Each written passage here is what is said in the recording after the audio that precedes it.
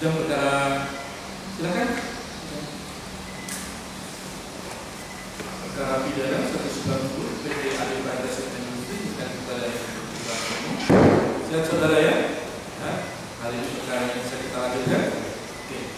Dan sebagaimana persidangan yang lalu, hari ini adalah pertama kita memberikan kesempatan kepada para pihak, khususnya penuntut umum maupun penasihat hukum, untuk mengajukan alat bukti. Dari penuntut umum dulu, ada yang disampaikan terhadap waktunya hari ini. Ini ya, karena sebenarnya hari ini kami menyiapkan ahli pidana. Ahli pidana. Tapi beliau sampai hari ini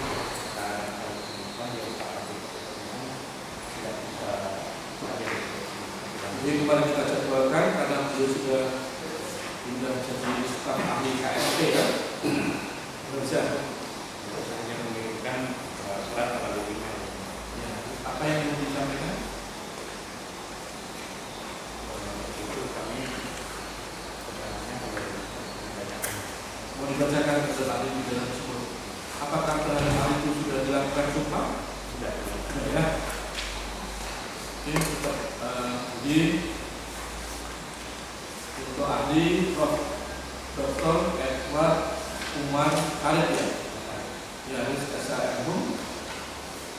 Ini penuntut umum akan mengajukan saksinya, tapi dengan cara dibacakan, ya. Dan oleh karena sudah dilakukan penyumpahan terhadap saksi tersebut, kita akan mendengarkan apa yang dibacakan di umum, ya. Silakan.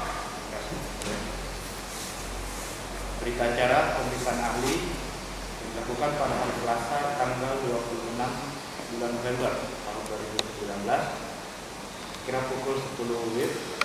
Nama ahli Prof. Dr. Edward Umar Syarif Haris SH MHum.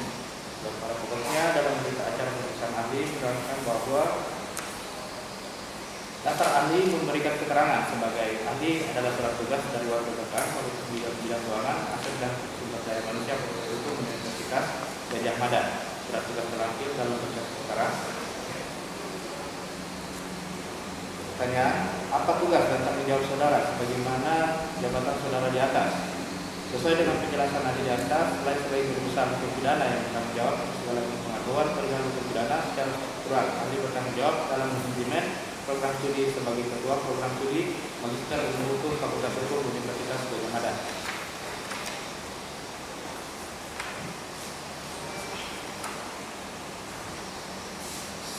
Pertanyaan, siapa saja yang dimaksud dengan pengurus dan apakah setiap pengurus harus dinyatakan di dalam suatu lembaran formal atau akta notaris? Jelaskan. Jawaban ahli agak sistematis. Ahli akan menjawab pertanyaan akuo dengan terlebih dahulu memberikan definisi perihal pengurus korporasi berdasarkan interpretasi stipulatif atau interpretasi dengan mencari definisi yang diberikan oleh undang-undang ataupun peraturan perundang-undangan. Yang dalam hal ini ahli menggunakan definisi pengurus berdasarkan Peraturan Mahkamah Agung Nomor 13 Tahun 2016 tentang tata cara penanganan perkara tindak pidana oleh korporasi. Yang memberikan definisi pengurus korporasi adalah organ korporasi yang menjalankan pengurusan korporasi sesuai anggaran dasar atau undang-undang yang berwenang mewakili korporasi, termasuk mereka yang tidak memiliki kewenangan untuk mengambil keputusan, namun dalam kenyataannya dapat mengendalikan atau turut mempengaruhi kebijakan korporasi atau turut memutuskan kebijakan dalam korporasi yang dapat dikualifikasikan sebagai tindak pidana. Dengan berdasarkan penjelasan tersebut, maka pada dasarnya siapa saja dapat dikatakan sebagai pengurus korporasi apabila telah secara nyata memang dikedudukan sebagai pengurus korporasi. Atau namun untuk dapat bertanggung jawab secara pidana, orang yang memang dikedudukan sebagai pengurus tersebut harus benar-benar tercampur dalam hal apa yang dilakukan oleh korporasi atas kehendaknya sendiri dan bukan karena keterpaksaan, ataupun secara fakta atau secara material orang tersebut memang dapat mengendalikan atau turut mempengaruhi kebijakan perusahaan perorangan atau turut memutuskan kebijakan dalam perusahaan perorangan tersebut. Dari penjelasan tersebut di atas dapat dipahami bahwa pengurus korporasi tidak harus merupakan orang di dalam suatu lembaran formal atau akta notaris. Pertanyaan nomor 13, jelaskan kepada ahli bahwa Direktorat Tindak Pidana tertentu Baris Krim Polri saat ini sedang melakukan penyidikan terhadap tindak pidana di bidang lingkungan hidup, yaitu dengan sengaja melakukan perbuatan atau karena pada lainnya mengakibatkan dalam kriteria baku kerusakan lingkungan hidup. sebagaimana dimaksud dalam pasal 98 ayat 1 atau 99 ayat 1 junto pasal 106 ayat 1 Undang-Undang Nomor 32 Tahun 2009 tentang perlindungan dan pengelolaan lingkungan hidup yang diduga dilakukan oleh PT ADP Industri. Berdasarkan keterangan saksi, keterangan ahli pemetaan, keterangan ahli kebakaran hutan dan lahan, keterangan ahli kelestarian hidup, keterangan ahli lingkungan hidup dan dokumen yang telah disita oleh penyidik, didapat fakta-fakta hukum sebagai berikut yang pada intinya menyatakan bahwa pada tanggal 7 September 2019 pukul 16.30 telah terjadi kebakaran di area perkebunan PT ADP Plantation Industri di Blok 34 Divisi 2 Kebun Rimba Barat 1 Desa Bendungan Kecil, Kecamatan Pelalawan, Kabupaten Pelalawan pada pukul 22 WIB. Api dapat dipadamkan dilanjutkan dengan pendinginan sampai dengan tanggal 8 September 2019 pukul 12 WIB. Bahwa menara pantau sebelum terjadinya kebakaran untuk Divisi 2 hanya 1 buah. Bahwa petugas patroli api yang sekaligus sebagai petugas khusus penanganan kebakaran tidak tahu tentang SOP berkaitan dengan pengendalian dan penanggulangan kebakaran, tidak pernah menerima sosialisasi tentang SOP pengendalian dan penanggulangan kebakaran, tidak pernah ikut pelatihan-pelatihan tentang pengendalian dan penanggulangan kebakaran yang dilakukan oleh instansi terkait, belum memiliki sertifikasi tentang pengendalian dan penanggulangan kebakaran. Berdasarkan ahli kebakaran hutan dan lahan, Profesor Dr. Sri Bambang Sarjo mengajar bahwa berdasarkan data dan proyek Sentinel 2 diketahui bahwa memang benar kebakaran terjadi di lahan tersebut, yaitu pada Divisi 2 Blok 34 dan itu terjadi pada tanggal 7 September 2019. Selain itu berdasarkan pengukuran ketebalan gambut diketahui bahwa ketebalan gambut di wilayah bekas terbakar tersebut adalah lebih dari 4 meter. Demikian pula halnya ditemukan pada Divisi 2 Blok 25. Berdasarkan ahli kerusakan lingkungan hidup, Saudara Dr. Insinyur Basuki Wasis Akmisi, bahwa kesimpulan ahli berdasarkan pengamatan lapangan dan analisa laboratorium adalah sebagai berikut.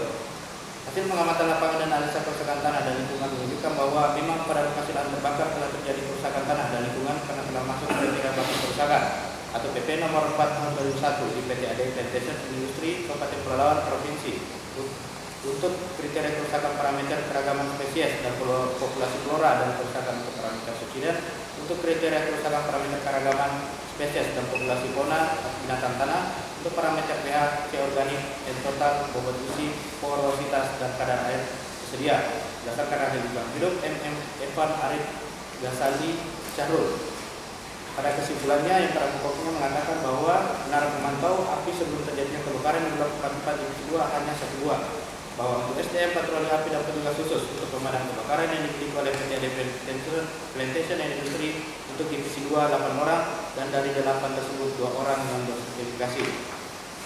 Bahwa kegiatan operasional pengendalian kebakaran lahan semestinya memiliki standar operasional prosedur sebagai pedoman dalam menjalankan kegiatannya, sehingga langkah-langkah pelaksanaan pekerjaan apa yang akan dilakukan, sebagaimana melakukannya, bila mana melakukannya, di mana melakukannya, dan siapa yang akan melakukannya akan sesuai dengan fungsinya. Pertanyaan, bagaimana pendapat ahli? Siapakah yang bertanggung jawab terhadap perbuatan pidana tersebut di atas dan apa dasar hukumnya? Jawaban ahli, dengan kronologis kasus yang demikian, ditambah dengan pendapat beberapa ahli yang kompeten tersebut di atas, saya sebagai ahli hukum pidana berpendapat bahwa memang benar telah terjadi perbuatan pidana berupa pembiaran atau setidaknya tidak dilakukannya upaya yang maksimal untuk mencegah maupun memadamkan kebakaran lahan yang terjadi yang dilakukan oleh PT ADP Plantation Industri. Dan oleh karenanya ahli berpendapat bahwa perbuatan PT ADP Plantation Industri tersebut setidaknya memenuhi unsur pasal 99 ayat 1 junto pasal 116 ayat 1 Undang-Undang Nomor 32 Tahun 2009 tentang perlindungan dan pengelolaan lingkungan hidup. Dengan demikian, menurut ahli yang dapat dipertanggungjawabkan adalah baik itu korporasi, PT ADP Plantation Industri, dan atau orang yang memberi perintah untuk melakukan tindak pidana tersebut, atau orang yang bertindak sebagai pemimpin kegiatan dalam tindak pidana tersebut, tanpa memperhatikan apakah tindak pidana tersebut dilakukan secara sendiri-sendiri atau bersama-sama. Secara gramatikal, orang yang memberi perintah untuk melakukan tindak pidana tersebut dapat ditafsirkan sebagai orang yang memberi perintah kepada orang lain untuk melakukan sesuatu yang melanggar ketentuan dalam UU PPLH. Perintah tersebut bisa dikarenakan kewenangan, kedudukan, jabatan, sarana atau kesempatan yang ada padanya dalam badan usaha tersebut. Adapun orang yang bertindak sebagai pemimpin kegiatan dalam tindak pidana tersebut dapat ditafsirkan sebagai orang yang memang secara aktif bertindak sebagai pemimpin dalam kegiatan yang merupakan tindak pidana dalam UU PPLH tersebut, baik itu karena diberikan kuasa, perintah ataupun wewenang kepadanya. Pada intinya kedua orang tersebut adalah orang-orang yang memegang kendali badan usaha secara sah menurut hukum atau sesuai dengan anggaran dasar dalam badan usaha tersebut, atau setidak-tidaknya memiliki kewenangan atas kebijakan yang diambil oleh badan usaha tersebut. Syarat utama yang harus melekat kepada orang tersebut adalah sebagaimana syarat subjektif hukum yang dapat dinilai pertanggungjawab pidana, yaitu dapat menginsafi, mengerti makna perbuatannya dalam alam kejahatan, dapat menginsafi bahwa perbuatannya dipandang tidak patut dalam pergaulan masyarakat, mampu untuk menentukan niat atau kehendaknya terhadap perbuatan tadi. Dan Simons lebih menegaskan bahwa mampu bertanggung jawab adalah mampu menginsafi sifat melawan hukumnya, perbuatan dan sesuai dengan keinsapan itu menentukan kehendaknya. Sedangkan syarat lainnya adalah mengenai kedudukannya dalam badan usaha tersebut, misalnya sebagaimana bunyi anggaran dasar badan usaha. Selanjutnya pertanyaan, bagaimana mekanismenya apabila perbuatan pidana tersebut dilakukan oleh korporasi terhadap orang yang mewakili korporasi tersebut? Jawaban ahli, mekanisme teknisnya jika yang mewakili tersebut adalah bukan direksi, maka akan memerlukan surat kuasa yang pada intinya menegaskan bahwa orang yang hadir tersebut adalah dalam rangka mewakili korporasi tersebut.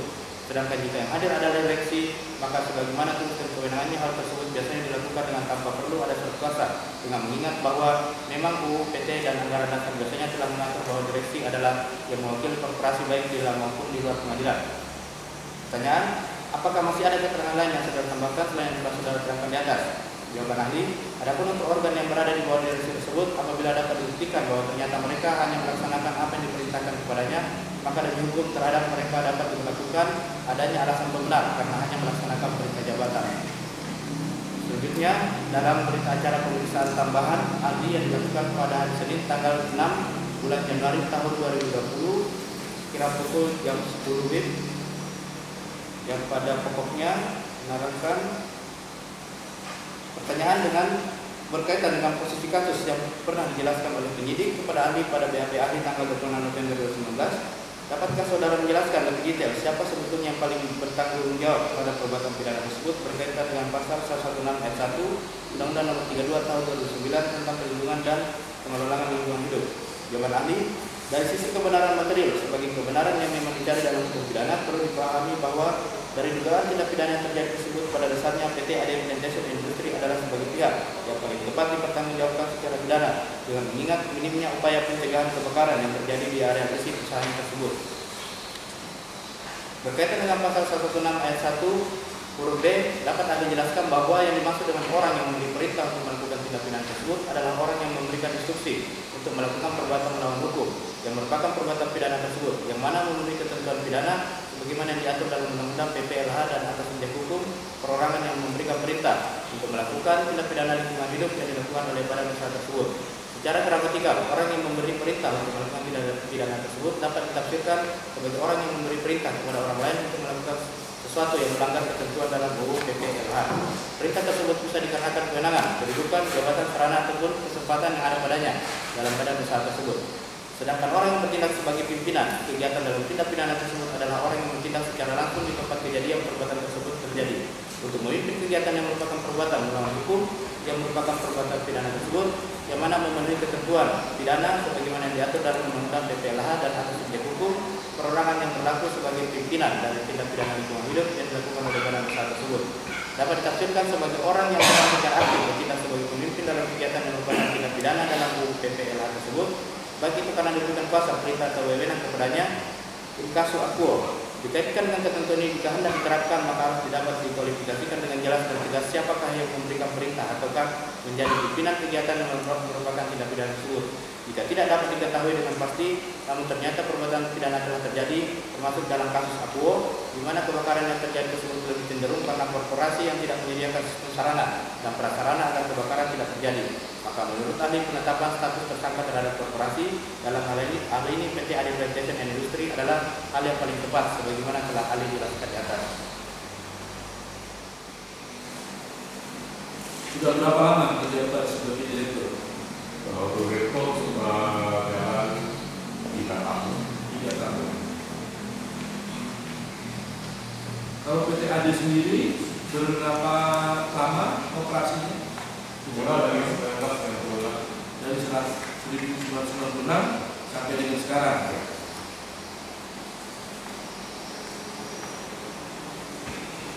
Tapi saudara setelah itu sudah bisa tahu ya. Saudara bisa ceritakan bagaimana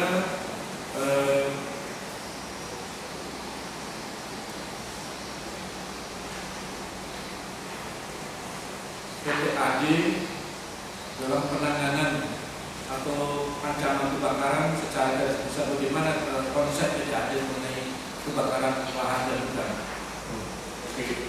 PTAD sebab kami ada 5 sertifikasi dari dunia, itu ISO, RSPO, US IPA sama ISCC dari Germany. So salah satu ketentuan ialah kami punya SOP kena jelas untuk semua. So untuk khusus kebakaran kami ada SOP tanggapan kebakaran, SOP 24 sertifikat. Ada satu tim khusus dari Jakarta yang membuat itu SOP, bahwanya apa yang perlu dibuat, gerak gedal, bahwanya pasal mesin kebakaran apa perlu dibuat, ya A, B, C, D, E. Jadi SOP tentang kebakaran sendiri ada penanggulangannya ya. Kalau jumlah karyawan PTAD ada berapa? Kalau di kebun itu sekitar 1.500 orang. Populasi 10.000. Semuanya 10.000. Kalau populasi ya. Populasi. Maksudnya yang kerja dengan PT kan 1.500, kan masih ada istri, anak, semua kan tinggal di dalam itu. 1.500 untuk seluruhnya adalah 10.000 orang yang tinggal dalam kebun itu ya. Jadi untuk khusus kebun Nilo, Ya. ada berapa kebun yang dipunya oleh PTAD? Dua. Satu kebun Nilo, satu Di kebun Mandar di Bengkalis. kebun Mandau di Bengkalis. Jadi ada 2 tempatnya. Apakah itu tempatnya bersama dalam satu hamparan? Kebun itu satu hamparan, Saudara, kebun di Bengkalis itu satu hamparan. satu hamparan juga. Terkait dengan perkara ini, ya, PTAD ada kebakaran yang ada di sana. Apa yang saudara bisa sampaikan di persidangan ini? Kalau misalkan terjadi kebakaran, SOP yang tadi saudara sebutkan, bagaimana cara bekerjanya? Pendapat SOP-nya atau pendapat kebakarannya? Kalau misalkan ini di kemarin kan divisi 2 ada kebakaran. Saudara kan dari perusahaan pasti ada SOP-nya. Kalau ada kebakaran, apa yang dilakukan? A, B, C, D, E, F, G kan seperti itu ya. Nah, saudara bisa ceritakan bagaimana sebenarnya kalau misalkan terjadi kebakaran? Bisa dia serasa baik posisi kemarau. Kebun itu dan SOP wajib ada dikasih untuk patroli. Dikasih untuk patroli. So pada masa yang sama menara pantau wajib ada orang. Nah, bila ada mana satu pihak yang sudah ternampak deteksi api, wajib dia lapor ke komandan dia. Dari komandan maksudnya ketua damkar naik nanti ke asisten manager naik ke manager, senior manager, group manager. Ini satu sisi. Sisi kedua juga mereka ada satu grup WA di mana bahwanya tidak semua orang yang terlibat, termasuk kami juga, bahwanya asal mereka di menara datang ke kapal, kalau ada terdeteksi mereka langsung datang ke kapal, terus dia semua orang tahu serta-merta. Ada dua cara. Itu ada 2 cara. Pertama misalkan kemudian laporan dalam grup ya. Itu terkait bagaimana cara pelaporannya. Itu sudah dituangkan dalam prosedur penanganan. Ya. Sekarang terhadap sarana prasarana. Kemarin kita juga sudah melakukan pemeriksaan setempat terhadap lokasi tersebut. Ada yang kita lihat tentang sarana prasarananya. Saudara bisa sampaikan di persidangan ini untuk sarana prasarana pencegahan ataupun pemadaman jika terjadi kebakaran, bisa disampaikan apa saja di sana? Ya, kalau dari segi pemadaman pribadi kami jauh lebih lengkap, terutama Sibaura. Sibaura saya rasa seluruh kompleks ada 8, maksudnya yang besar itu. Seluruh kompleks 4 ada 8, dan kami berbahagi kepada kompleks basis kami ada tempat gudang damkar supaya biar cepat ya. Salah satu masalah PTAD adalah kenapa tahunan? Sebab karyawan damkar kadang-kadang kan dia undur diri, masuk undur diri,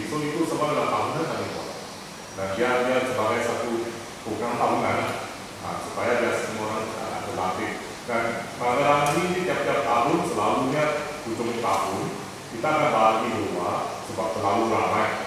So, bagi dua, satu ialah untuk MPA, untuk desa. Kami akan suruh setiap desa kirim 5 orang. Dan untuk yang PT yang hari yang berikutnya. Jadi secara perorangan saudara merasa sudah cukup sebenarnya ya. Ada pelatihan tiap tahun juga.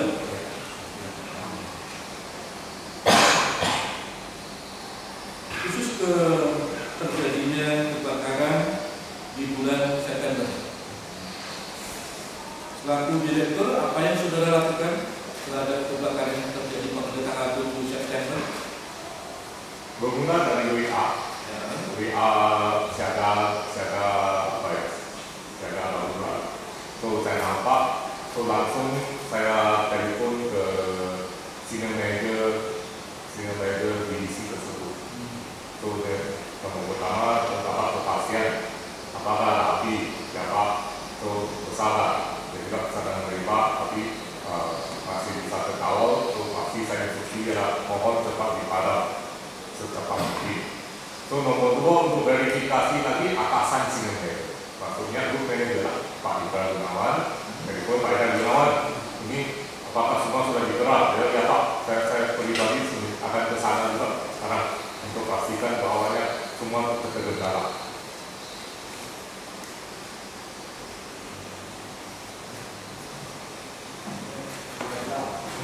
Nah, pada saat kejadian, saudara kan berada di Jogja ya. Jadi saudara apa yang siapa? Pak Indra Gunawan, grup manager saya.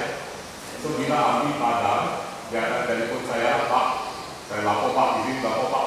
Ini jam 10, api tak padam. Karena kami sudah aman semua. Jadi setelah padam baru dilaporkan. Tidak. Seingat saya berapa? 8 yang sebelumnya, 8 kali 8 ya. Nah, dan sekarang kan 20 kali 20. Apakah sebelumnya tidak ada laporan dari bawahan saudara bahwa bung air ini harusnya segini loh, Pak? Kan begitu? Ada nggak?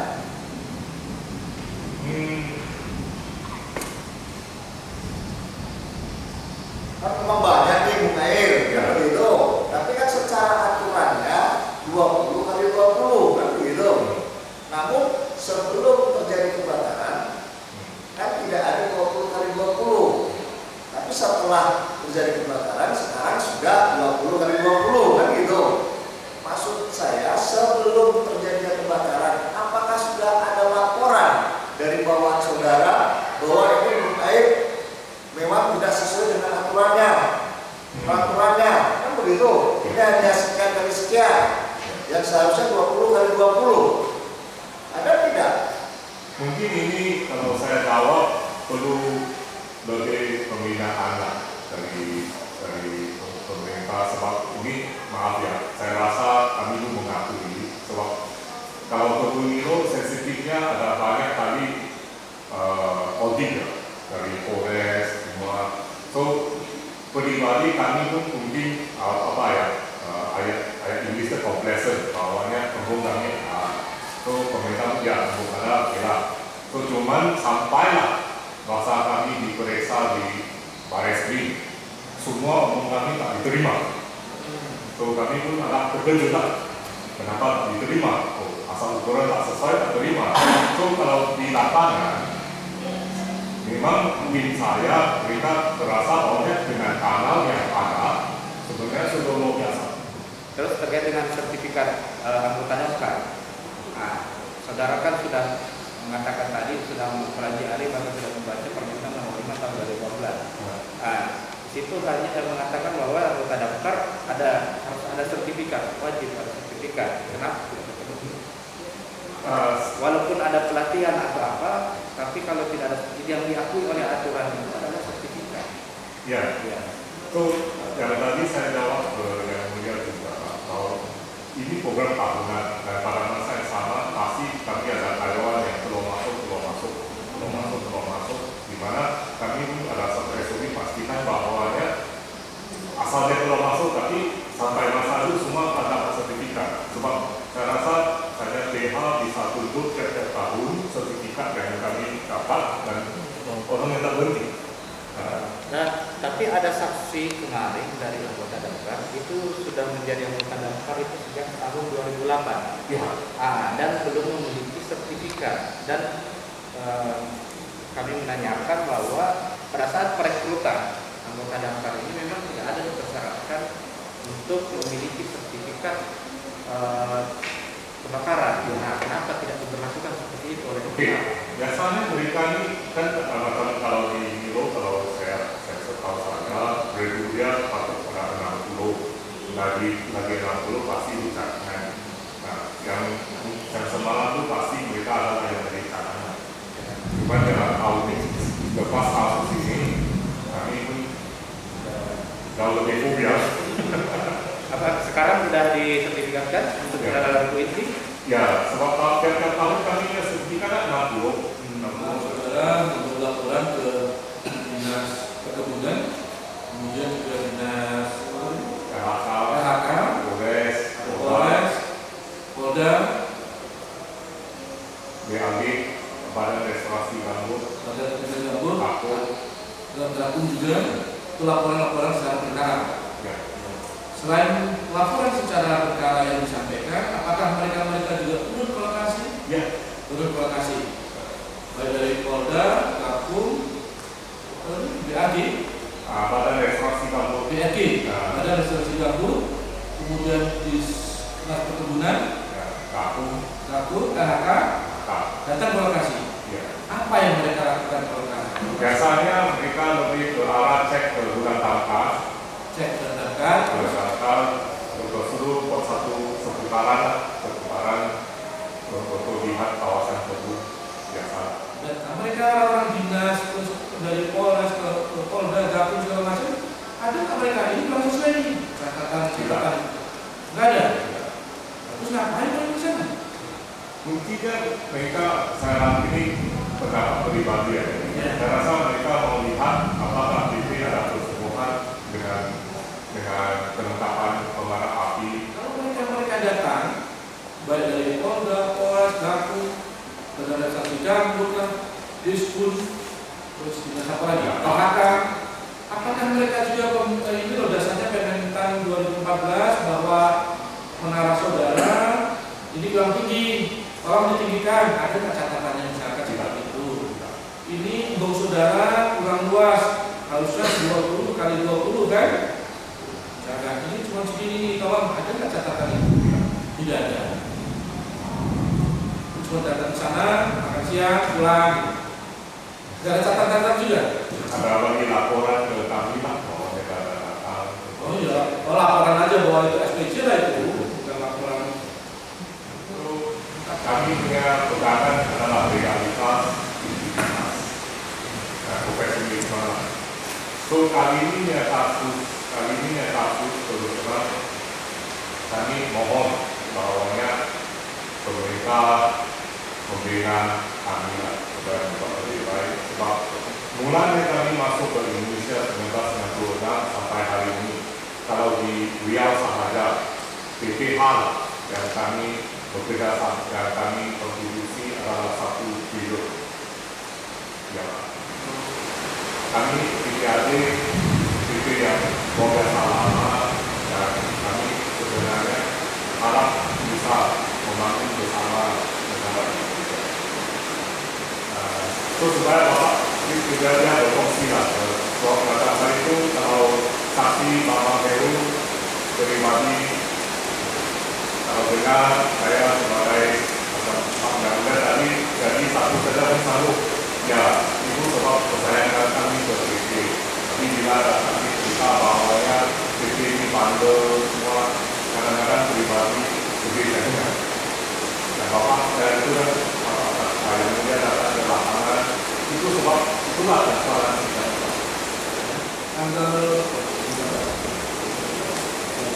20 tentunya, ya. Lalu satu semoga tidak ada publik, kalau tidak ada publik kami minta waktu 2 minggu untuk keputusan. Gitu ya. Jadi saudara kembali ke persidangan ya hari Selasa 13